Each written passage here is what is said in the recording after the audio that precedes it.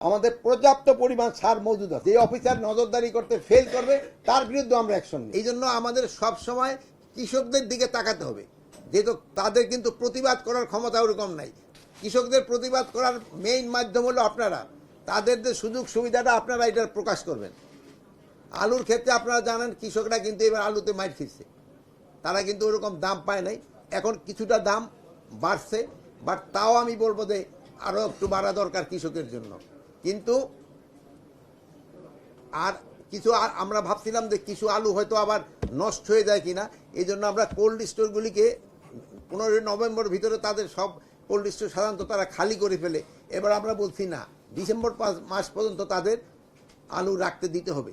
আরেকটা জিনিস হলো যে আমাদের যে আগাম যে আলুটা আসতো, বৃষ্টির জন্য এই আগাম আলুটাকে একটু ডিলে হচ্ছে, এই জন্য হয়তো আমাদের যে পুরানো আলু সব এগুলি পুরা ব্যবহার হয়ে যাবে। যদিও এবার আলুতে কৃষকরা ক্ষতিগ্রস্ত হয়েছে, কিন্তু অন্যান্য যারা এটার সাথে জড়িত তারা সবাই লাভবান হয়েছে।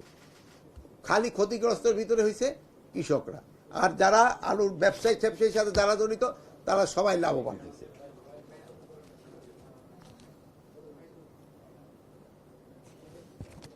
আর আপনারা জানেন, আপনারা এবার কিন্তু আমনের ফলন কিন্তু খুবই ভালো হয়েছে। আমনের ফলন খুবই ভালো হয়েছে, প্রায় 50% আমন ধান কিন্তু কাটা শেষ হয়ে গেছে এবং ডেইলি কিন্তু কাটতেছে, এটা বাড়তেছে।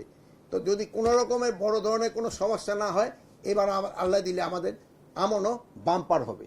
যেটা আমাদের আপনারা জানেন যে এর আগে আমাদের যে এই বড় ধান হয়েছিল প্রায় 15 লক্ষ টন, আমাদের এস্টিমেটের থেকে বেশি হয়েছিল। 4 গুণ শক্তিশালী এনজাইম ও অধিক ফেনা সমৃদ্ধ অরিক সিলভার ওয়াশ মাত্র 70 টাকায়। আমনও এরকম আমাদের যে এস্টিমেট করা আছে ওর আল্লাহ দিলে বেশি হবে।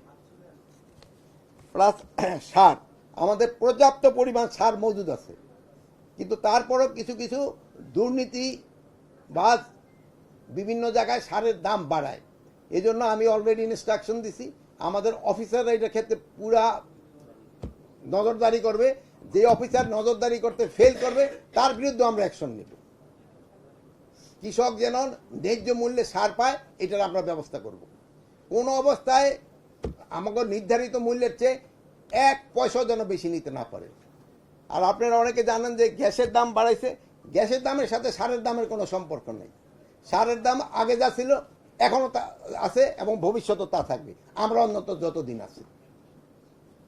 সারের দাম বাড়ার কোনো সম্ভাবনা নাই। ওই যে সবজির দাম এখন নিচের দিকে। এবার আপনারা একটু বলেন না, অবশ্য আগে বলতেন যে 70 টাকার নিচে কোনো সবজি পাওয়া যাচ্ছে না, 100 টাকার নিচে কোনো সবজি পাওয়া যাচ্ছে না, বাট এখনও কিন্তু সবজি একটু নিচের দিকে দাম। বাট আমরা আবার যতটুকু চাই ওটা আমরা অতটুকু পাইনি, যেহেতু আমাদের বেতন ঠেতনের যতটুকু বাড়ে ওই পরিমাণ তো কৃষকের থেকে তো কিছু বাড়তে হবে, মানে খরচটার জন্য। তাও এবার সবজি আল্লাহ দিলে ভালো হয়েছে, যেরকম কোনো ফ্লাড বা কি বলে সাইক্লোন কোনো সমস্যা না হয়, সবজির ফলনও ভালো।